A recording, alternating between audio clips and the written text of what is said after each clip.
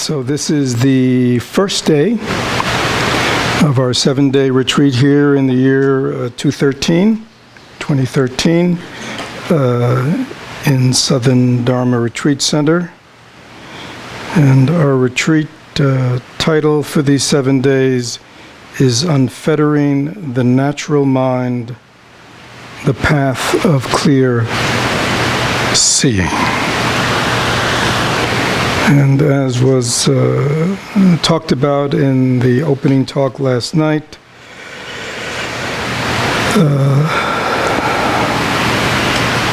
we have a wonderful opportunity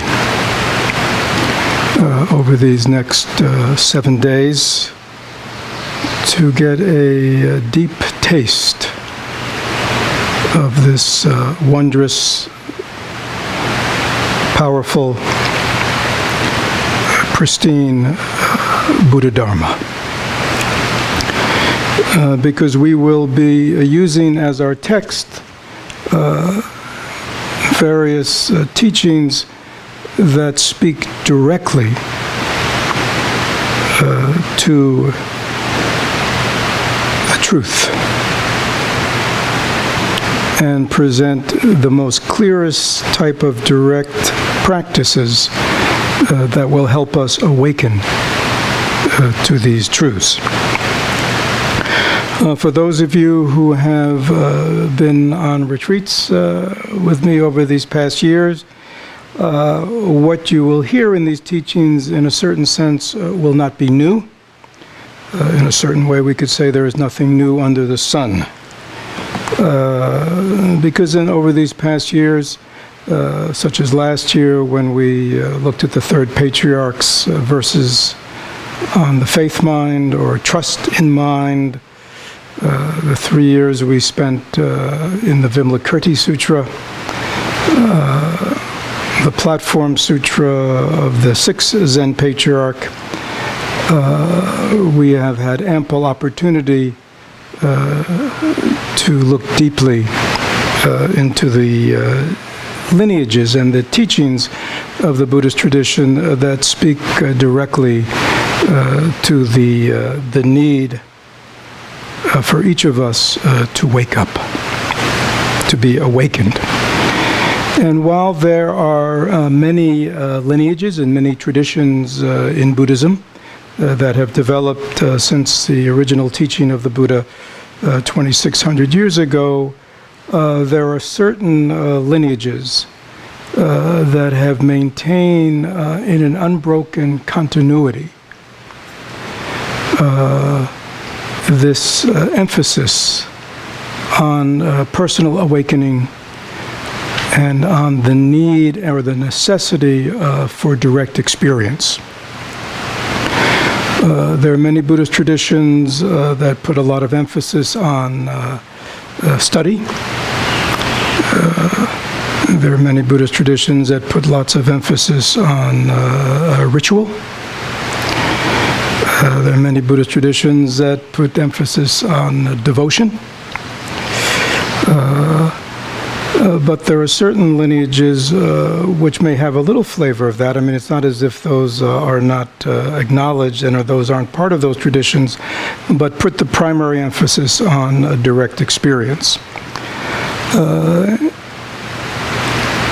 Probably most familiar to most of you is Zen, the Zen tradition. And the Zen tradition was kind of came into this world, at least as we know it, through the gentleman who's standing on the altar behind me. That is Bodhidharma. Bodhidharma was a man of the 7th or 8th century, historical, but yet shrouded in legend. Bodhidharma is a Sanskrit name, and it was he who brought the pristine teachings of looking directly at the mind and the emphasis on meditation practice from India to China. Bodhidharma. And he is considered the first patriarch Chan, which is the Chinese of Zen, which is the Japanese of Chan pronunciation. But it was Bodhidharma who was the first patriarch and who brought these pristine teachings that became known as Zen, much simpler in his day. And then above him on the is another gentleman, perhaps less well known to us, but more or less a contemporary of Bodhidharma, also from northern India, kind of northern India over toward Pakistan and Kashmir side, but from the same Buddhist culture, who brought teachings to Tibet. His Sanskrit name was Padma Sambhava. And while Padma Sambhava, he's a very interesting man, a very kind of magical master of many dharmas. They say he was needed in Tibet, somebody of his kind of power, because the Tibetans were a very unruly people, and there were lots of anti-dharmic forces that were preventing the Dharma from taking hold there. So the King Tritsen Detsen, had heard about this great tantric master, Buddhist master, and sent for him, and he was able to subdue all those negative forces in Tibet at the time, and was able to establish many practice lineages. In the ancient traditions of Tibet, what is considered the most pristine and pure and direct, again, very similar to the Zen teachings that were brought by Bodhidharma, encapsulated in Zen, were what is called the Great Perfection. In Tibetan, known as Dzog-chen. Perhaps some of you have read about Dzog-chen. And what we will be dealing with, most of the texts and commentaries that I'll be referring to in this retreat, are texts that come from this great perfection, Ati Yoga, the highest yoga tradition of this ancient lineage. You might notice that the representation of Padmasambhava up there is a little unusual. Perhaps none of you can see him, but he is there. But that is a very special representation of Padmasambhava. That is considered a representation of Padmasambhava in his Dharmakaya form, in his representation of his essential emptiness. So therefore, he is presented as a rainbow, because a rainbow is a very traditional symbol of how things as they appear essentially are at their essence empty of any solidity, any permanence. Like a rainbow that appears, that can be perceived by the eye and seems to have a form and have color, we know that that is an illusion. Because when you chase the rainbow and try to find the rainbow, touch the rainbow, it cannot be captured. It cannot be held. It cannot be attached to in any way. It is empty of solidity and permanence. It is an illusion, and yet it is an illusion that is quite beautiful. In the same way, this world of ours appears solid and permanent, but upon deep investigation, and that world, I'm including ourselves, our thoughts, our feelings, our perceptions, and ourself, even though they all appear that way, are in essence empty. And we will be dealing a lot in the coming week with what this emptiness of appearance is all about. So if you look closely over time, you will see that Padmasambhava is there. But he is there in his rainbow body.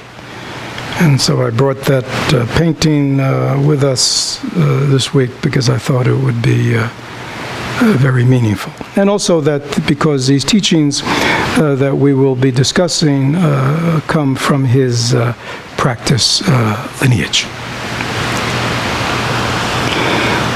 Everybody can hear me? Good. The text that I will be teaching from initially, and those who have been on retreat with me know that things do not often unfold in the time sense the way I had thought. Such as 1 year I thought I'd teach the Vimalakirti Sutra, and 3 years later I think we still hadn't accomplished more than half of it.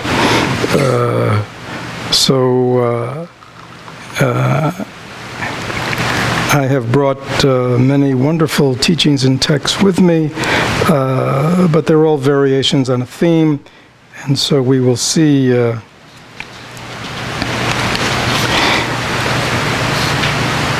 Let me just share with you. I wrote down the various texts and teachings I brought with me. If you listen to their names, they're quite wonderful. I could almost stop there. The one I'll be beginning with is called The Mirror of Clear Meaning. There is another one called The Direct Indication of Buddhahood Beyond Classification. Another one is called Self-Liberation Through Seeing with Naked Awareness. Another one is called Self-Liberating Understanding. And then there are these selections that I brought, shorter ones, such as Pointing Out Instructions to the Old Lady. Another one called Meditation Instruction. Another one called Attaining Enlightenment Without Abandoning Daily Activities. Another one is called Advice on Practice for Great Meditators. Another one, Songs of Examining. Another one, Heart Gem for Fortunate Disciples. And finally, Never Born, Never Ceasing.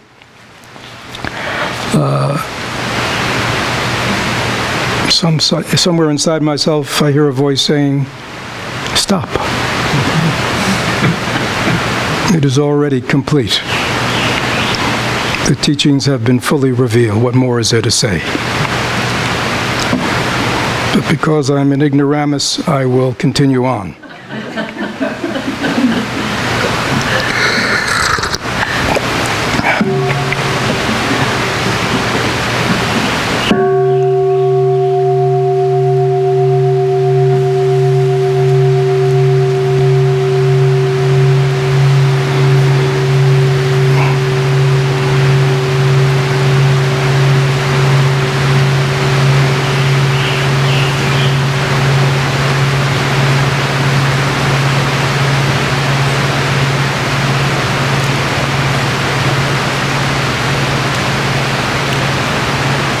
So the text translated by an Englishman by the name of James Lowe that I'm reading from is called The Mirror of Clear Meaning, a Dzog-chen treasure text of Nudin Dorje.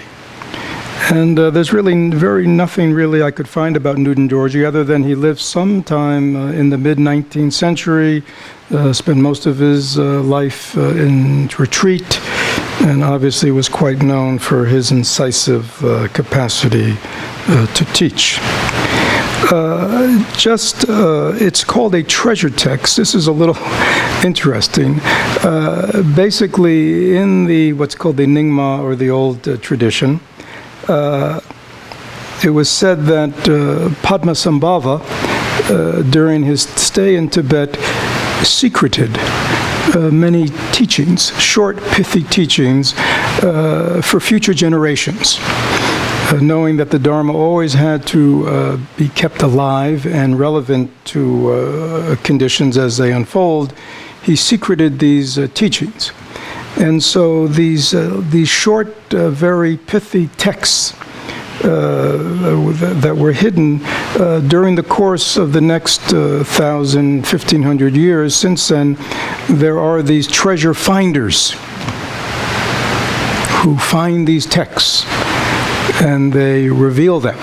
And so this text is obviously one of those. It's called a treasure text.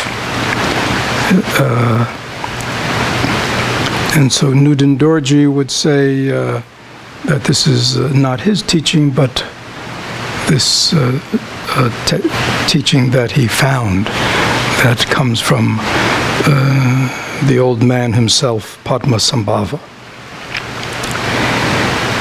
And in the first paragraph, again, this is in verses, you will see immediately the similarity of the Dzog-chen Great Perfection tradition and the Zen tradition. The first verse, we could say, reads,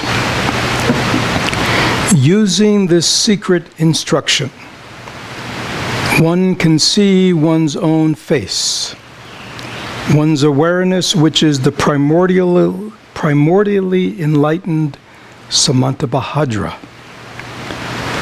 The unitary path of primordial purity of awareness and emptiness spreads as a spontaneous wisdom, free of all relative conditions."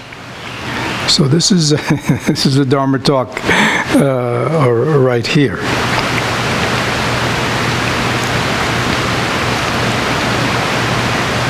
So he's talking about the instructions that we'll be following in this text, the meditative instructions. But he says right from the beginning, using these instructions, one can see one's own face.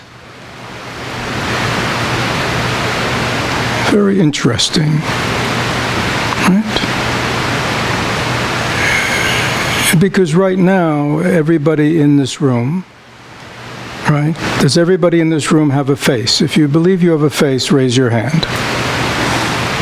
Right. And yet I would say, can anybody see their face?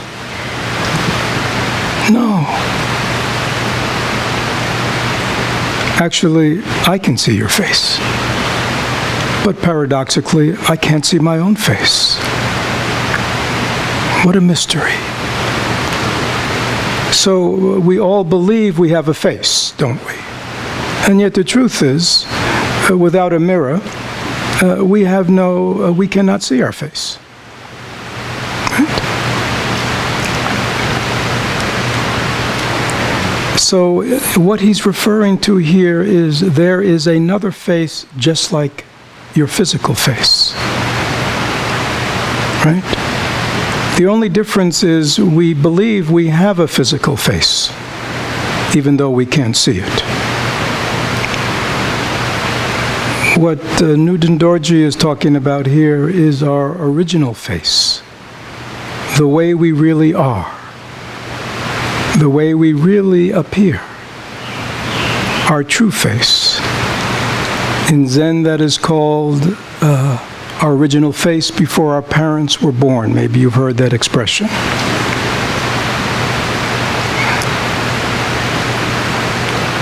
In this tradition, it is this original face, our true face, which is the true. It is the true. It is the true essence of who we are. It is the way we really are that we want to see. And so right from the beginning, he's saying the instructions that I'm going to be giving you are just about that. But then he uses words to name that face, and he calls it one's awareness, which is the primordially enlightened Samantabhadra. if you look above Padmasambhava, you probably see a little Buddha. Do you see a little Buddha? A little Buddha that is blue. Again, many of you maybe have never seen a Buddha like that. He's not our usual kind of Buddha. Right? Because can anybody notice his color? His color is what? Blue. Right? And the Buddha we usually see is not blue. But also there's something very unusually about this blue Buddha. Can anybody else see what that is? You need a spyglass or something. He is naked. Quite scandalous. Right? In most Buddhist temples, a Buddha like that would not be allowed. Right? If a naked blue Buddha walked into a Buddhist temple, scandalous. They probably call for the mental health professionals to come.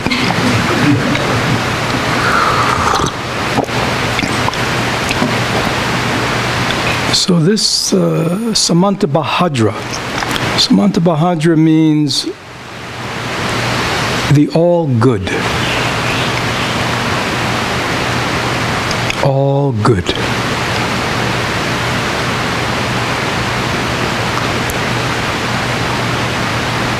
This Buddha is blue because blue is the color of what's called the Dharmakaya, the Dharma body, the true essence body of all appearances. And it is blue because blue is a color that represents this empty nature of our mind. And it takes itself from the blueness of the sky. Again, like the rainbow, when we look into the blue sky, we say, look at the blue sky, right? As if it's a thing. As if there's something called the blue sky. But yet, if one goes up into the blue sky, there's nothing there. There's nothing there. So that the color blue is always correlated, representative, symbolic of this empty aspect of appearances, including the appearances of a Buddha. So therefore, as opposed to a Buddha that is wearing his monastic robes, as we often see, this Buddha is blue, representing this essence. And he is naked,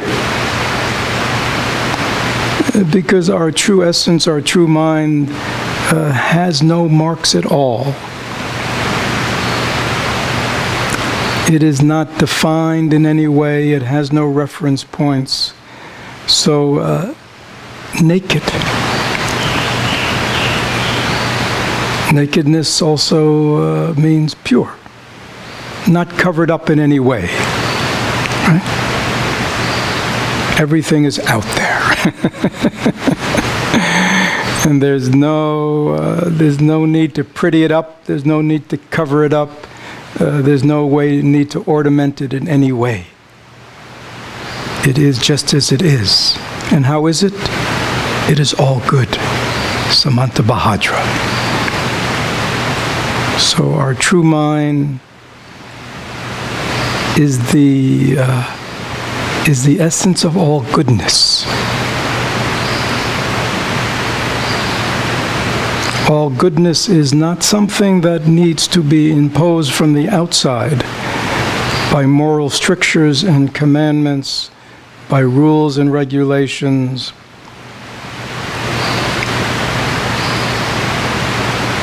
It only has to be for those who are not in touch with their all good nature, their all good mind.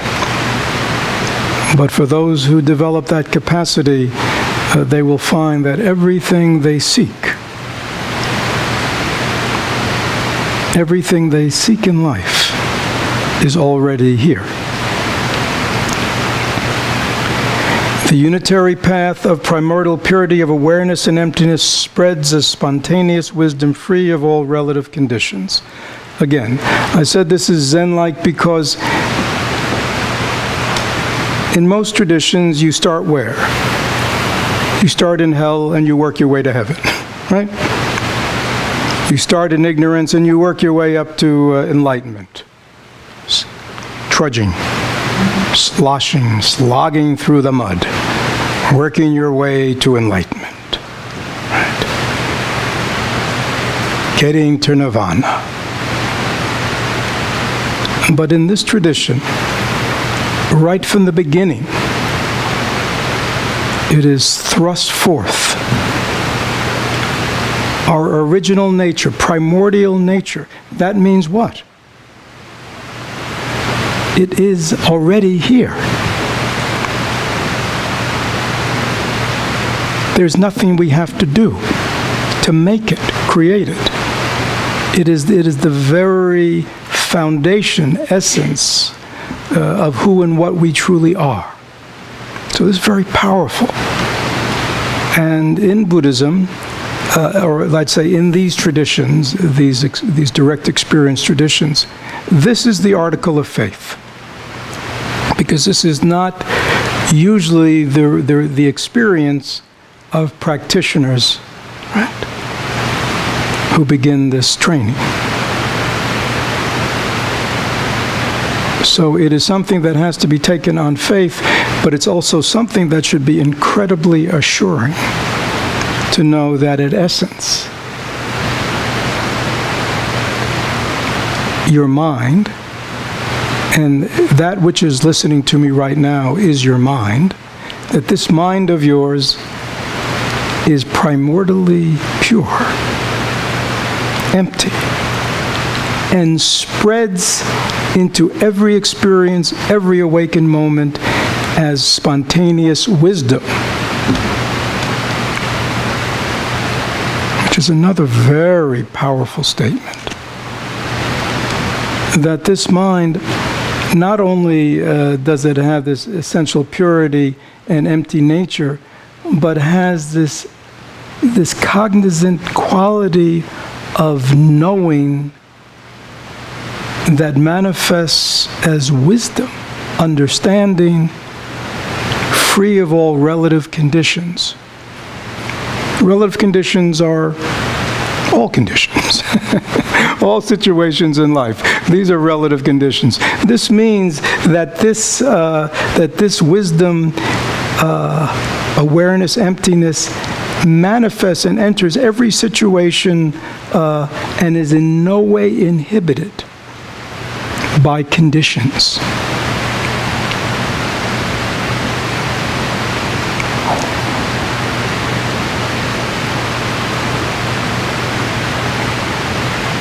If you're trying to figure this out now, please don't. As we will learn over these next days, it is this thinking we can figure it out is what prevents us from figuring it out. Don't try to figure this out. This is not something to be known by the intellect. As I said earlier, this is a tradition of direct experience, and we'll be dealing with that for 7 days. So right from the beginning, don't try to figure it out.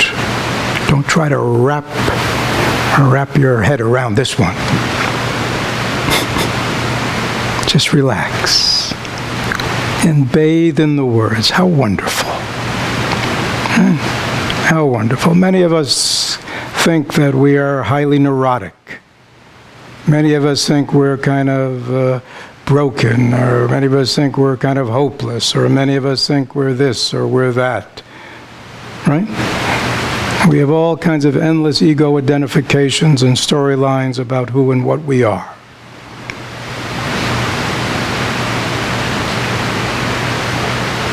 I invite you all to just put them aside for the next 7 days.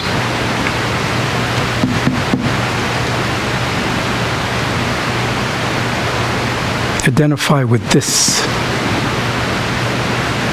If you want to live in the world of identifications, identify with this. Think of yourself as this, rather than some puny little neurotic full of issues, endlessly slogging through issues, right? There is another way. So, that is the first paragraph. That is the introduction. Okay. Now, we're going to, for the next, and maybe we'll get through it today, and I'll have to go quickly.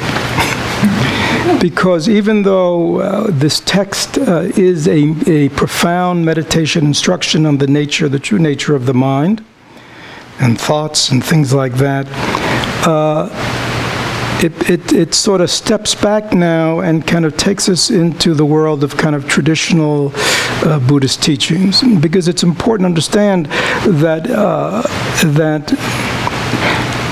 these very profound and clear and direct texts were being practiced by meditators who are already well steeped in the tradition.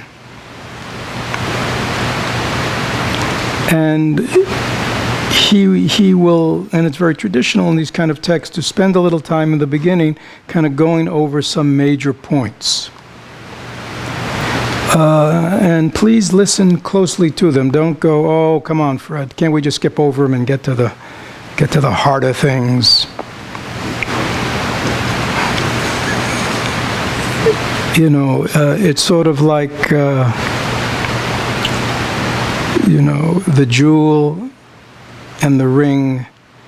You know, the setting often is what sets off the jewel. So its beauty is really seen. And there is often these other ways of looking at life that cause us to really value these teachings. It is because many of us have not meditated, reflected deeply on what's going to come now, these very basic teachings, that we often find that our practice lacks energy, our practice lacks real aspiration, our practice lacks clarity, and that we're on again, off again, in and out, back and forth. It is because of we haven't really looked deeply into life and the situation in life in the way that will be shortly presented. And again, many of you have heard these teachings. I've been teaching them for many years. Many of you have heard these teachings elsewhere, and they are always traditionally stated again. So we don't think, you know, in our arrogance that somehow they are not needed. Right? They are always needed.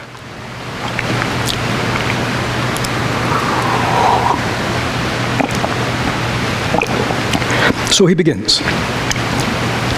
Relying on the Guru, who shows you the definite meaning, having correctly received the initiation's permissions and instructions, in an isolated place, you should initially purify your mind during 4 or 6 daily sessions according to the requirements of your own conditioning. So, he says to us, we have to, because we ourselves do not know how to practice correctly, because we ourselves have not achieved a direct insight into the nature of reality, because we truly do not know our own original face, we must rely on a guide, a helper, a mentor, to show us. So he says that's what we need, relying on the teacher who shows you the definite meaning meaning the meaning of practice and the meaning of realization, and then correctly receive the initiated permissions. Again, this is within the Tantric tradition, but basically, you know, we will receive the appropriate instructions as how to undertake these teachings in an isolated place. We are in an isolated place. And he says, begin by purifying your mind during 4 or 6 daily sessions according to the requirements of your own conditioning. So I would suggest, and you've probably already started, and I sort of said it last night, that in the next 24 hours until tomorrow's Dharma talk, when we'll begin to shift a little bit, mindfulness and concentration should be our practice. I want to remind you, and hopefully every morning the bell master will remind you of our commitments last night to the boundaries,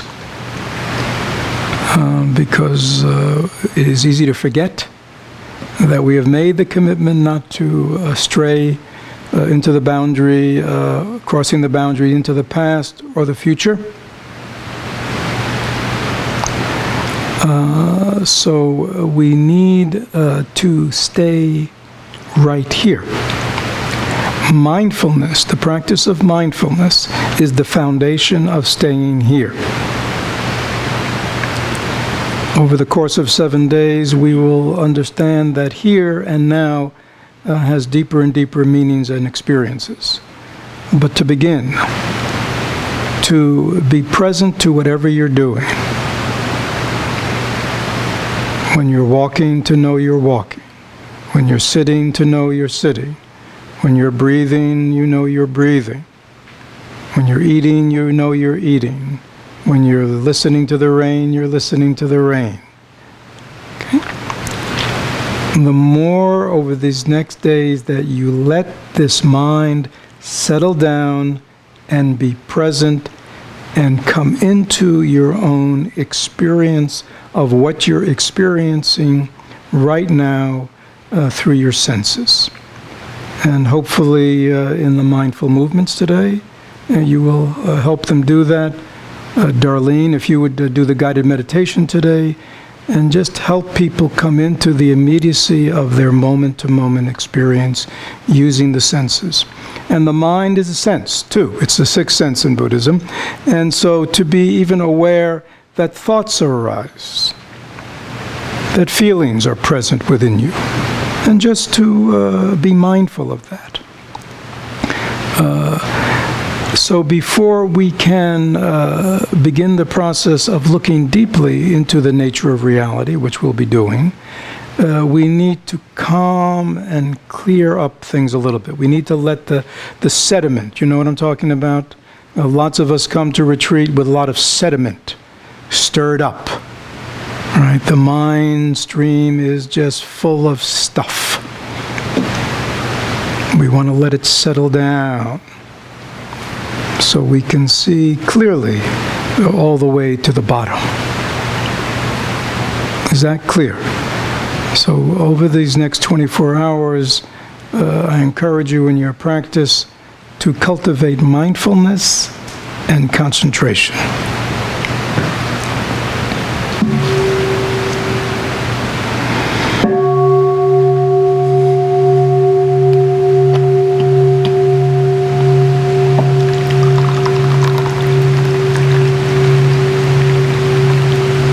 Is there anybody who is not clear about what that means?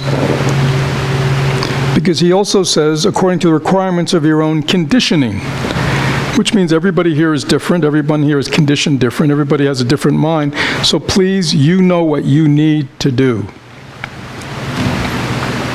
To calm, quiet this mind.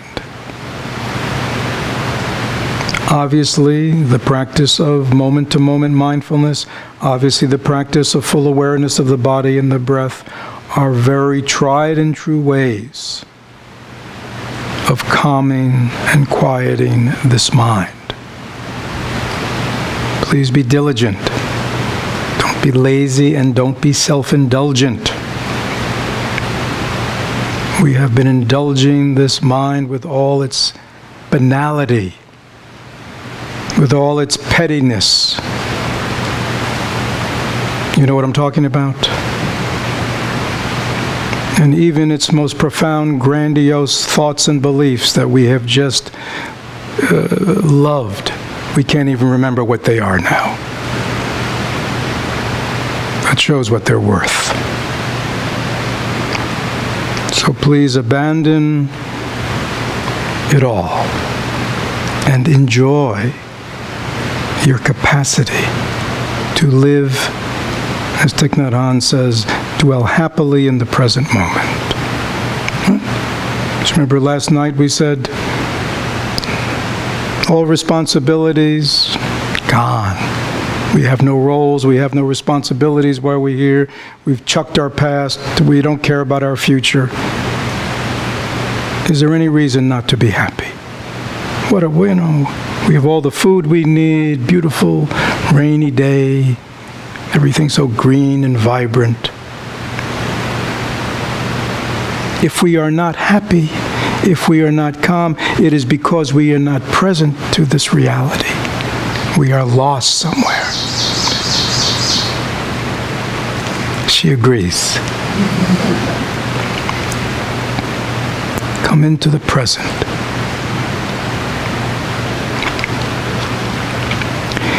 In this world, appearances ceaselessly flow. In this ocean of poison, there is no time to seek liberation. We wander again and again in the 6 realms of samsara. No matter what we try, we always experience suffering with no chance of happiness. Boom. So this is the world of appearances, right? Things are always appearing. Things are appearing to our eyes, to our ears, to our nose, smells, taste, touch. Thoughts are, right? I mean, that's what it's all about. Just things appearing. Right? Endlessly appearing. It calls it an ocean of poison.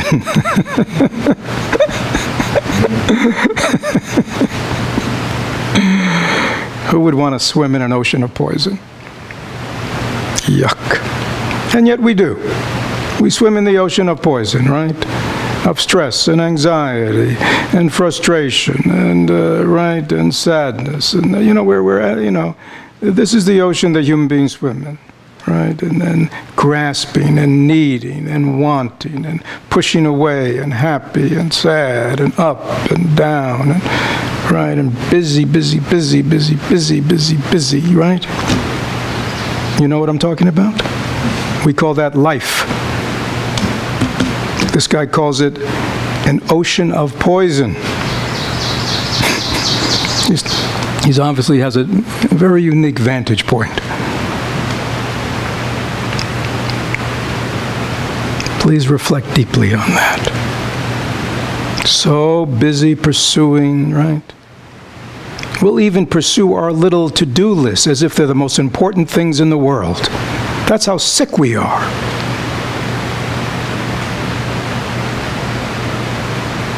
And we're happy if we get them all done. And we're frustrated if we don't. That's how sick we are.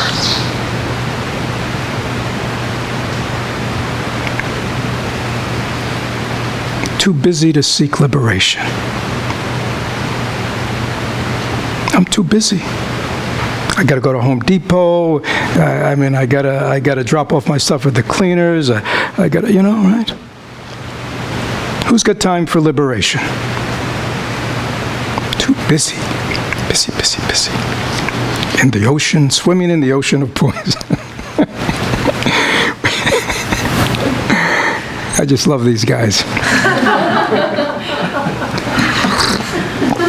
They do not mince words.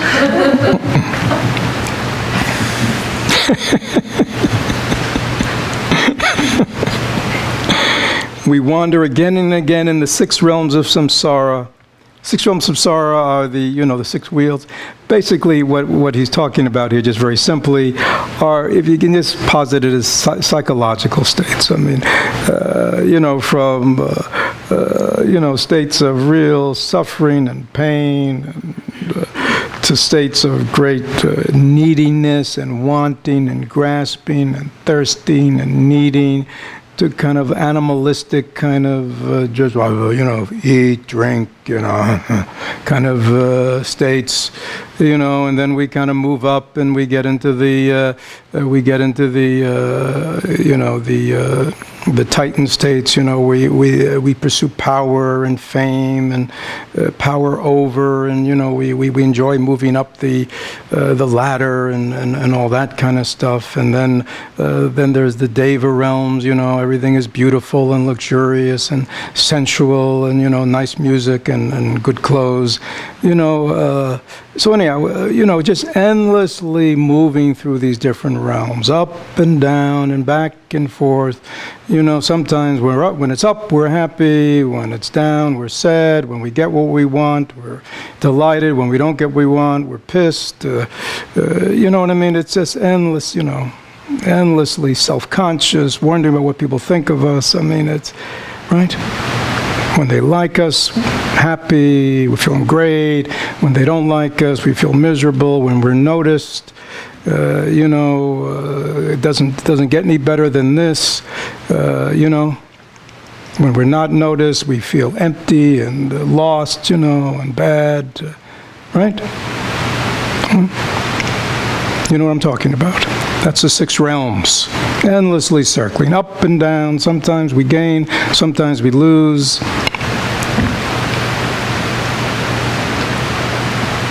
When he says we always experience suffering and no chance of happiness, this is not suffering in the gnashing of teeth suffering. This is suffering in that most subtle kind of never satisfied, never feel whole. That kind. In Buddhism, that's called suffering, dukkha. It doesn't just mean tears are flowing and you're rolling around in misery. Even that most subtle sense of disconnection, separation, that's dukkha, suffering. And no chance of happiness. And again, he's talking about real happiness, not the happiness that comes from getting what we want. That's worldly happiness. This is a happiness that is not predicated on externals. We're happy whether we get what we want. We're happy if we don't get what we want. That's real happiness. So again, please reflect deeply on this. Your body is the remnant of the karma you have not yet exhausted. It is the site of the freedoms and blessings which are so difficult to obtain. Having gained this prescient human existence, a good base, free of faults, so hard to get, so easy to destroy, you must quickly become diligent in the practice of virtue. Another key teaching. Okay?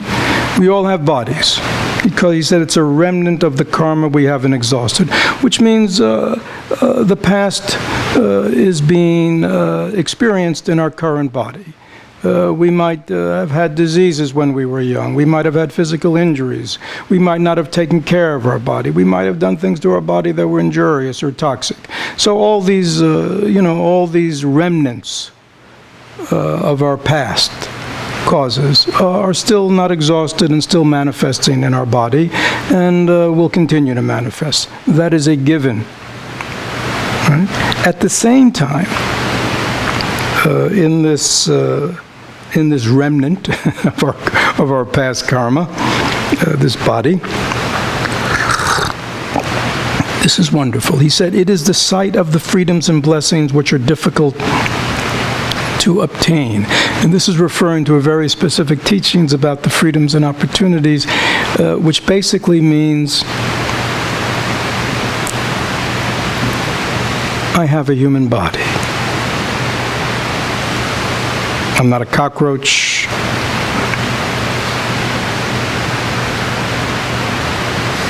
Not a robin. Not a coyote. Right? I'm a human being. In terms of incarnations as a sentient being, that gives me a leg up because I have self-awareness. A cockroach, a coyote, a bird cannot really alter their condition, cannot step outside their condition and say, is there a better way, another way of living? Right? Animals just live out their animal nature. And I'm not putting them down. But human beings, we have the capacity of stepping back from our situation and objectively looking at it. So being born a human being and having this mind with this capacity is a gift. So if we have a body, and if we have a body that is healthy, and if we have a mind that is capable of understanding, in the endless possibilities of life, that is rare. As well as if personally we have the good fortune that we have come in contact with teachings that purport to show us a better way to live. And if we are living at a time when there are still teachers of realization who are still actively teaching, and if there are, and if these teachings are still being promulgated, and if there are still practice centers and etc., where one can go and learn them, and if there are still meditation centers available where one can come and deeply meditate in a private, secluded environment, right? And if I have the leisure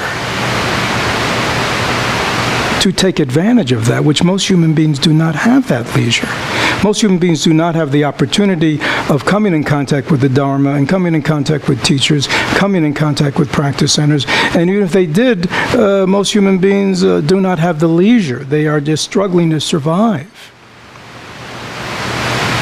So when you think about that, all of us here have incredible good fortune.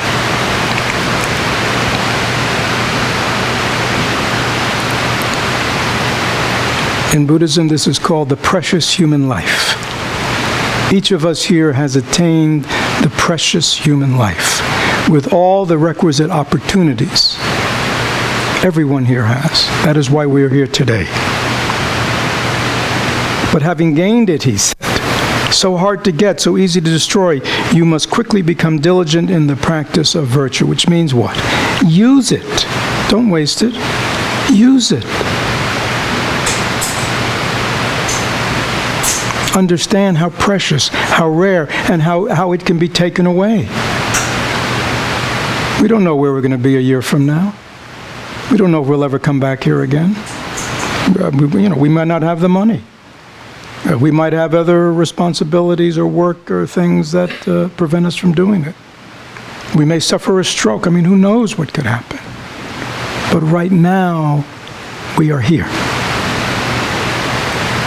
And we have this precious opportunity. Don't waste it. And then he continues, the time of your death is uncertain, for our span is like that of a summer flower or a rainbow. The god of death comes as quick as lightning. So he...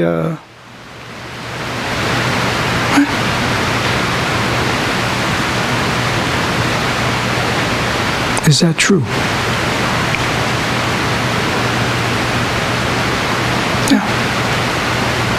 Again, you've all heard it before. In the chanting service this morning, we did the 5 remembrances. It is always amazing to me. I know people who have recited the 5 remembrances every day for years. And yet all of a sudden, when they get sick, or somebody they know gets sick, or gets old, or dies, they go, I can't believe it. I mean, what are we chanting every day? We're chanting it so we believe it. This is the truth, right? Sickness, old age, death, impermanence. This is the truth of human existence. Every human existence, every existence has these conditions. And it will happen to us, and it will happen to everybody we know and love. Everybody is just passing through, right? Everybody has come on stage, plays a role, and at some point will go off stage. Please look around your life and look at all the people that have exited stage left since your childhood. The older you get, the more will be exiting. This is just the way it is. But knowing that's the way it is, and knowing that the time of change is uncertain, and the time of death is unknown. Death is known, the timing is unknown. We live in a bubble where we think we're going to live forever, even though the facts of our impermanence and the imminence of death is all around us. Yet, you've heard of the concept of denial. We are in denial. Please come out of denial.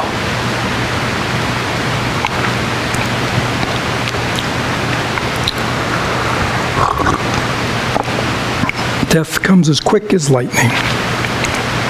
At that time, you will find nothing to protect you other than the sole protection of the Guru and the three jewels. So you might take refuge 6 times a day or always in your Guru, the Buddha, the Dharma, and the Sangha.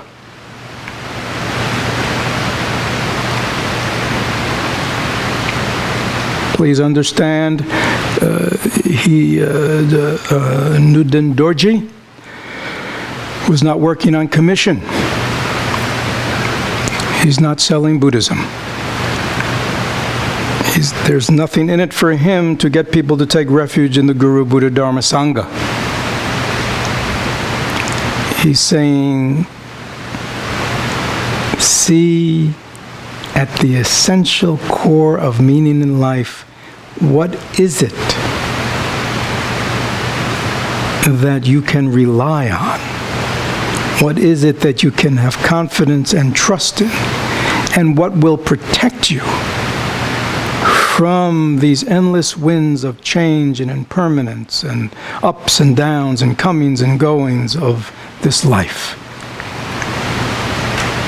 And I believe this morning we chanted, right, the refuges. And hopefully you understand that they are not just, it's not just reciting catechism.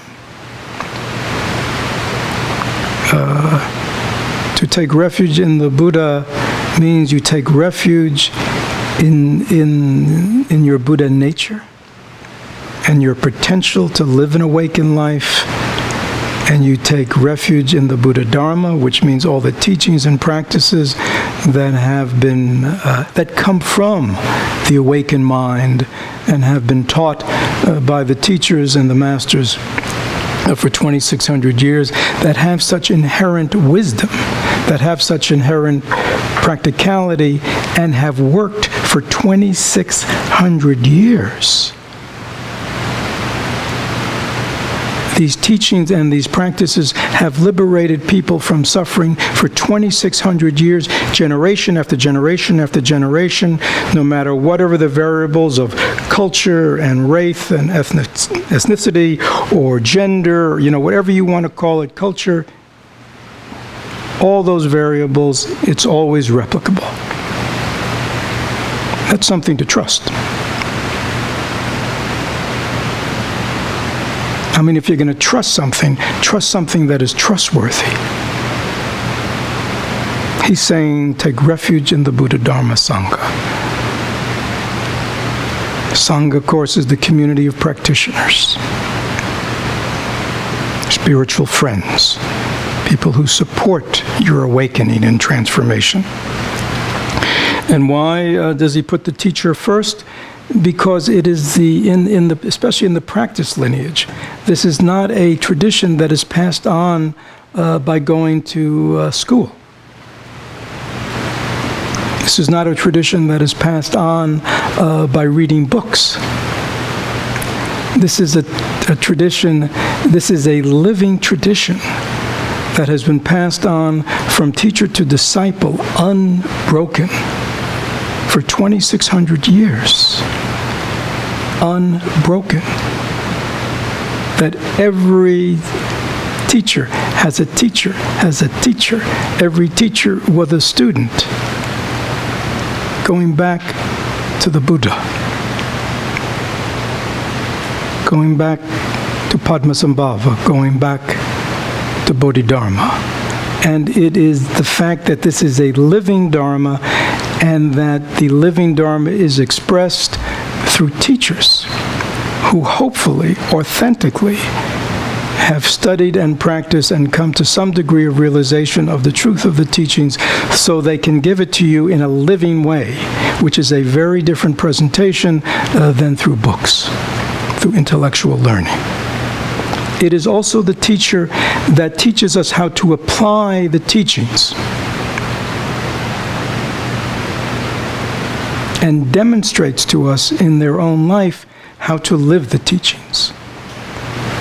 So that is why to take refuge in the Buddha, the Dharma, the Sangha, as exemplified and taught by the teacher is so essential.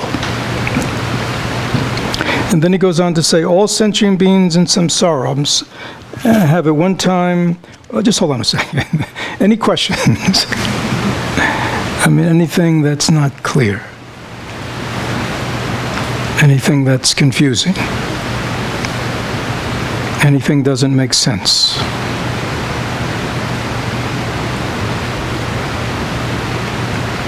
Please don't be afraid if it doesn't to ask. These need to be understood, because can you see where he's going? He's setting the stage. When you get this, you naturally turn to this. If you don't get this, you turn, you go back. You turn, you go back. That's most people, right? They like the Dharma, but they're also still hoping they can make this world work for them, right?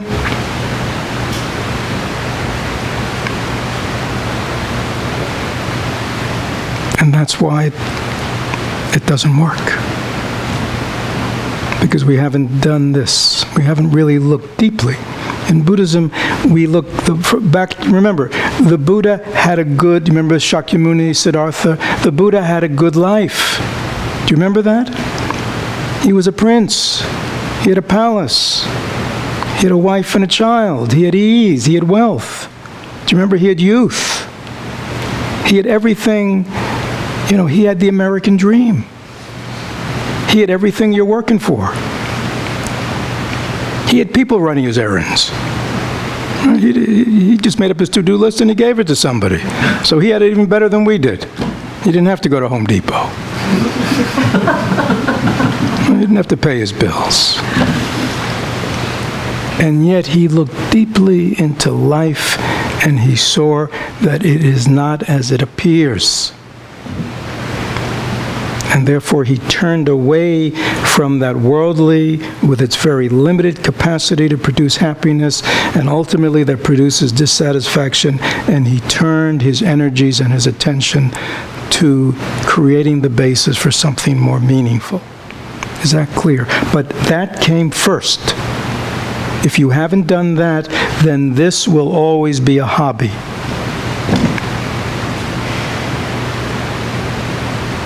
But when you do this, this becomes extremely important. It doesn't mean that you still don't work and have a family and all that, but it's done in a different context.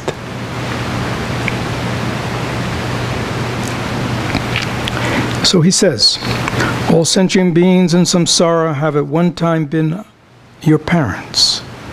Therefore develop bodhicitta of aspiration and practice according to the relative and absolute truth.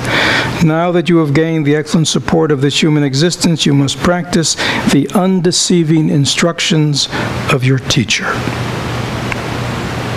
So here he's talking again. These are all retreats in and of themselves. But he's developing the core of Mahayana, this bodhicitta, this aspiration to be enlightened. Or we could say this aspiration to be free of delusion and ignorance, this aspiration to be free of suffering, not only as a personal aspiration, but because we see that everyone we love, everyone we care about, and everybody, all sentient beings, are all caught in the same net, right? It's as if your whole school of fish have all been caught in a net. And finally you find one little hole that you can wiggle out.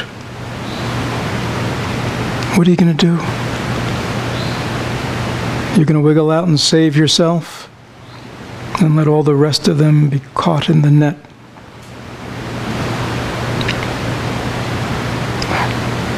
No, you wouldn't do that, Jun, would you? No. Right. You'd say, I want everybody out. So let me work to widen this hole. And let me stay and show everybody how to get out. I'm even willing to be the last. Like that. So the aspiration and practice, compassion. A major aspiration for this practice lineage. We undertake these practices not simply for personal satisfaction or liberation, but it's because we see that everyone is caught in the same net, caught in the same trap, pursuing the same ultimately unsatisfactory way of living in their goals and objectives, and we want to help them because we care about them. We love them and we want to free them from their suffering. But we can't do it if we cannot, right? If we cannot free ourselves. I may see somebody really in a very bad shape from some profound illness, but if I haven't gone to some kind of training, some kind of medical training, even though I have good aspiration, I can't help them, can I? If I really want to help people who have significant physical illnesses or problems, I have to study, I have to practice, I have to gain experience. Then I can go help them. So it's like that. So it is for the benefit of others that we undertake these practices and trainings.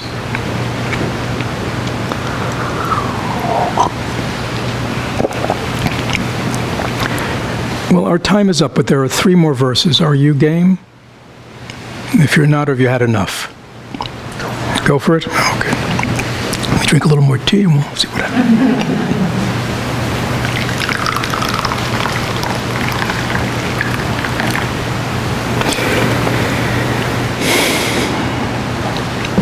You must be careful to discriminate without error between the virtuous actions that are to be adopted and the non-virtuous actions which are to be abandoned. You yourself will experience the consequences of your bad actions. So here he's talking about the law of cause and effect, karma. Again, another. So you can, these are all kind of essential teachings within Buddhism that he's put into one verse. But he's really, again, because this is a clear text that is being taught to experienced meditators, he's just like kind of, he's just kind of going through the stuff that everyone's already been to kind of bring everybody up to date. So there may be people in this room who have not thought about these things or reflected. Please do. So here he's talking about cause and effect in karma, and quite simply, the law of karma is just that this happens because of that, and that happens because of this. That this is not a world of seemingly random events, nor is this a world controlled by gods or extraterrestrial beings or anything like that. This is a world of our own creation, individually and collective. Right? For those of you who bemoan the state of the world, for those of you who bemoan why human beings do what they do, it is because of causes and conditions. Everything that is happening, unfolding in our world today is because of prior causes. It is as simple as that. Unenlightened people cannot create an enlightened world. People whose minds are filled with greed, anger, and delusion, egocentricity, arrogance, self-centeredness, desperation, need, etc., will use up all their resources and will not think about the future. How can they? They can't even take care of themselves.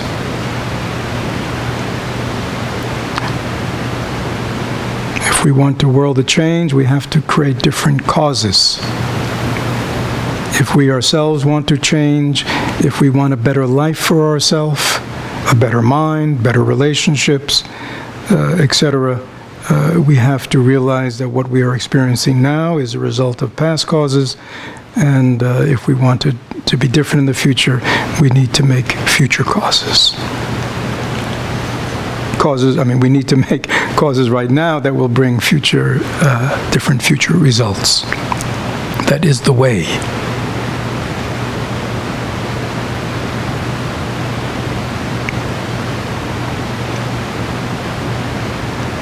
In the sense we are the masters of our fate,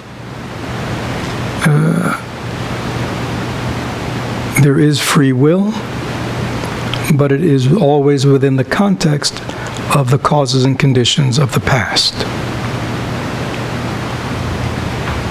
And yet, even though the causes and conditions of the past have brought us to this moment, and this is why we are the way we are in this moment. So the next time you sit down and you meditate and you bemoan the state of your mind, as many of you might have done already, since we began, understand it is not coming from outer space, this mind. This mind is our own creation. And it is through the way we have been using it and misusing it that it is manifesting the way it is. Okay? At the same time, having recognized that, we are free, within the context of the mind as it is, our minds as it is, to chart a different course. We will be receiving very direct instructions about how to do that during this retreat.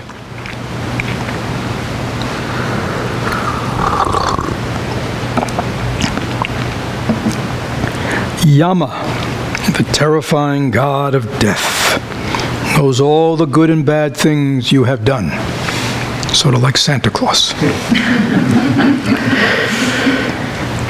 Wherever you are born, you will experience only misery and suffering.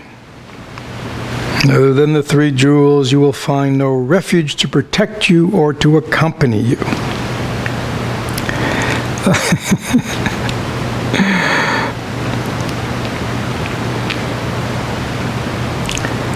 Yama, the terrifying god of death, knows all the good and bad things. Yama is the mirror. You know? When we look in the mirror, we see the way we actually look. Right? You can't hide that, can you?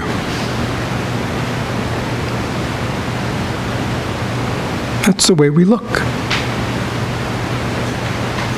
Yama is that part of ourselves that is capable of taking an unadulterated, totally open and direct look at ourselves and see us for exactly who and what we are. It's as if, there's no more hiding.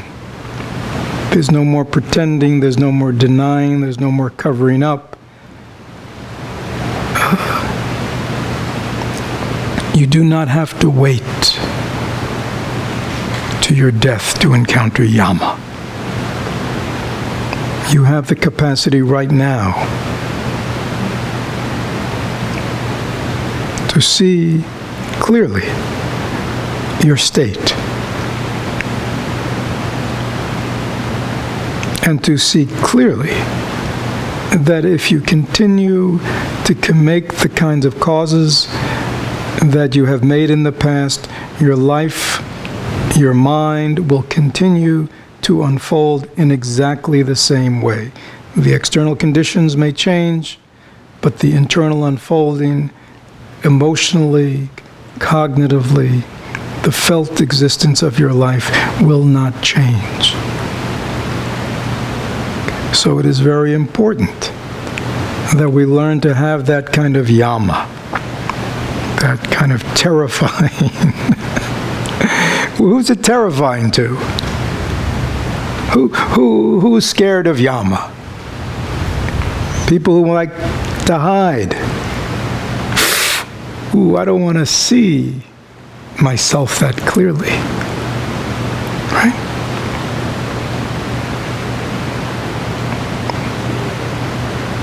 Yama is really not terrifying at all. Yama is just honest. Yama tells it like it is. So you don't have to wait to your death to encounter yama.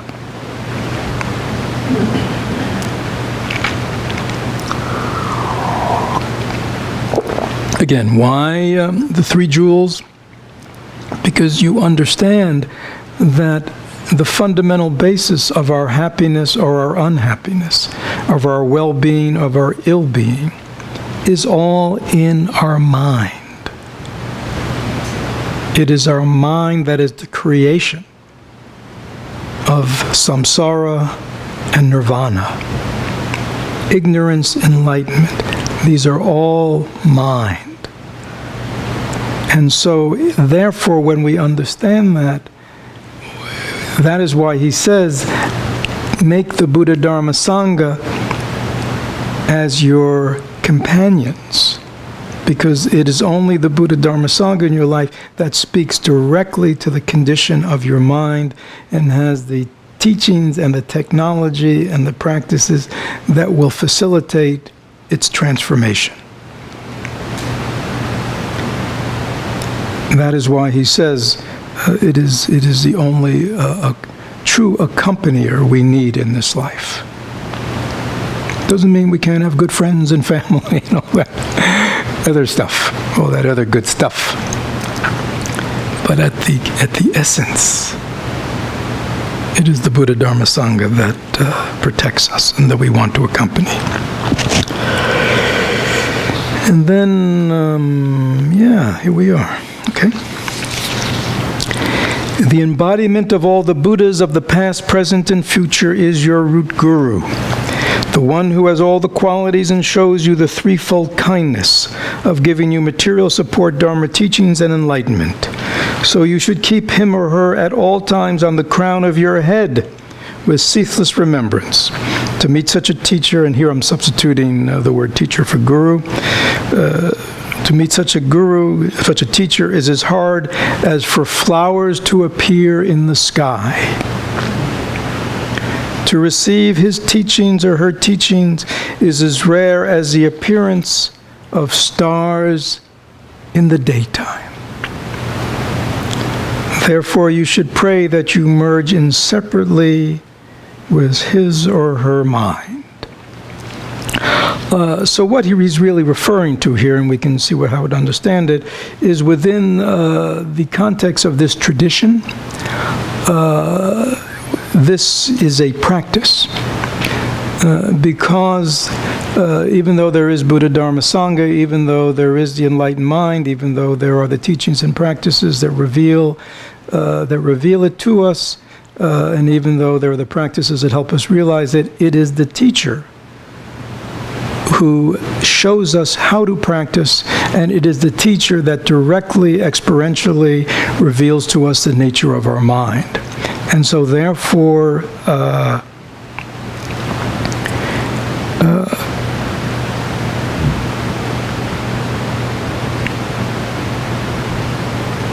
ceaseless remembrance. They say, keep him on the crown of your head, keep her on the crown, which they actually do, by the way. They actually, whether it is a living teacher or whether it's the Buddha or Padmasambhava, it's actually a very interesting practice because, we need archetypes. Right? We need archetypes. Many people these days don't have a really meaningful archetype to inspire them in how to live an awakened life, an altruistic life. They don't have a reference point that is a living, felt thing. Even if we have a living teacher, we usually don't live with him or her. So even though we can recall them, and to recall them creates a sense of connection, in this tradition they actually visualize them. It's interesting, a number of years ago, there was that saying, I don't know, again, I could have been around for more, I just might have missed it. People would say, what would Jesus do? I mean, that's very interesting. I thought that was quite wonderful. Now, again, the problem is we know these days that Christians many people have very different senses of what Jesus would do. All right, some people think, well, Jesus would always vote Republican. You know what I mean? So I think, unfortunately, that has been deeply sullied in meaning. But I think at its most profoundest of the representation of Jesus as the profound teacher of how to lead an altruistic life. Again, that's sort of a similar kind of thing. It means, left to my own devices, relying on my own conditioning, my own ego self, I often don't hear inside me a wise voice. Right? In time we will. Because remember, our true nature is an all-good nature, and that we have that capacity of the awakened mind. But until we have awakened to it, until it is actively functioning within us, and the wisdom of our true mind has spread into all our experiences and is always available, we may need a kind of, in psychology they talk about a transitional object. We may need a transitional object as we transition from a life of delusion and ignorance, stumbling around in the dark, to a time when we really have lit our own life, our own light. So he is counseling at least an awareness, and saying, again, to kind of give us a sense of specialness. It's like I was saying earlier, we need this, we need to see this clearly, but we also need to see how special this is, because it is so accessible. Because they're just, you can order the books from Amazon, because you can just go on YouTube and access the teachings, right? Because you don't, because you can just drive up, right? You know what I mean? Some people might have just even driven up from Asheville. I mean, it was like, 45 minutes, right? It's like, we don't have to travel for days and days and days to find our teacher, to get to our teacher. We don't have to live in situations of deprivation to receive his or her teachings, as they did in the past. So you really had to value it. So with the ease of access these days also could come a devaluation. Right. So he is reminding us, like earlier about this precious birth, how rare it is for us in our life to come in contact with a real teacher and to receive his or her teacher. How rare that is. He says it's rare, like flowers appearing in the sky, like stars appearing in the day. Right? If all of a sudden we saw flowers in the sky, if all of a sudden we saw stars during the day, we would go to everybody, "You can't believe what I just saw." The most wonderful, incredible thing, right? We would just be so excited, so happy.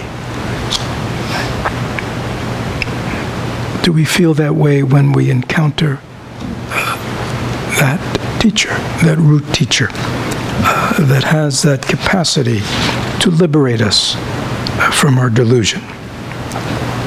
And finally, you should inseparably merge your mind with his and her mind.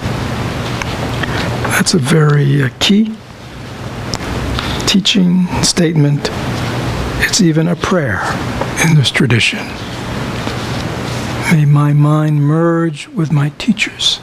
May my mind and the teacher, may my mind and the Buddha be inseparable.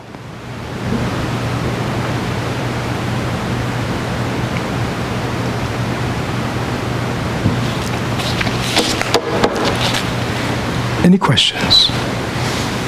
Everything clear? Good. So this is our first day of practice.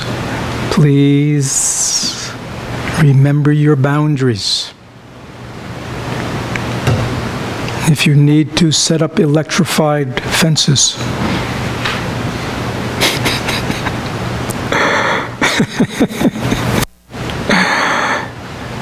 Keeps the cows in.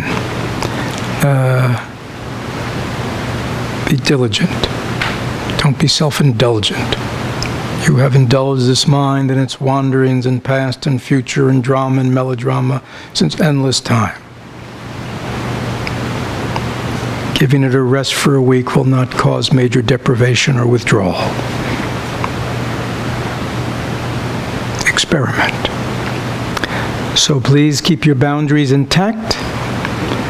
And again, as I said earlier, devote this day single-mindedly to the practice of direct, immediate experience of you as a you, not as a name, not as a concept, not as a personality, not as a bunch of identities, but just you as an experience that sees and smells and hears and tastes and touches, right? Directly experiencing life.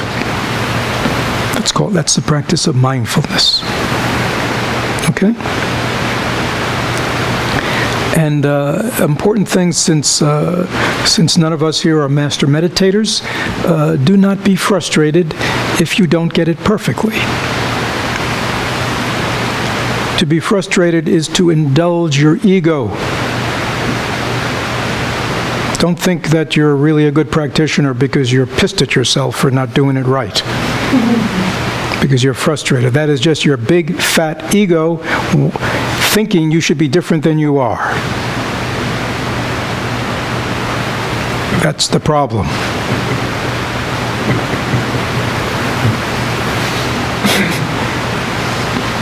The practice is we are just as we are perfect.